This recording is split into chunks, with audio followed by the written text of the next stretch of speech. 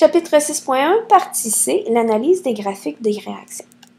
Alors, si on étudie les graphiques de la vitesse de la réaction, où on va avoir le temps sur l'axe des X, en secondes normalement, mais ça pourrait être en une autre unité de mesure, et la quantité, soit des réactifs, soit des produits, et là, l'unité de mesure peut varier. Ça peut être des litres, des moles par litre, du nombre de moles, des grammes, ça dépend de ce qu'on a.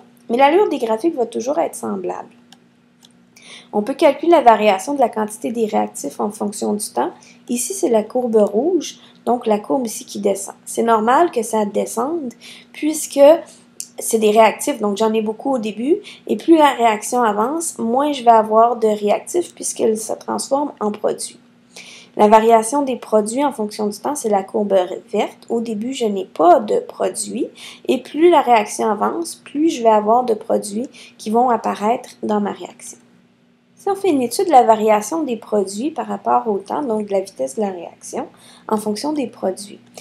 Si je regarde au début de ma réaction, alors par exemple, entre quelques secondes, au début de la réaction, et quelques secondes plus tard, 2 secondes par exemple, je m'aperçois que ma réaction est très rapide et c'est un taux de variation. Si je me mets un peu plus tard dans ma réaction, mon taux de variation va être beaucoup plus faible. C'est normal, ma réaction, plus elle avance, plus elle ralentit. Donc, ça va être important lorsqu'elle calcule une vitesse de réaction, on la calcule entre deux moments et elle change. Donc, quand on fait des comparaisons, il faut être au même moment pour pouvoir calculer les vitesses. La vitesse de réaction, c'est un taux de variation et elle varie selon le moment où on va la mesurer. Normalement, plus on avance dans le temps, plus la vitesse de réaction est lente.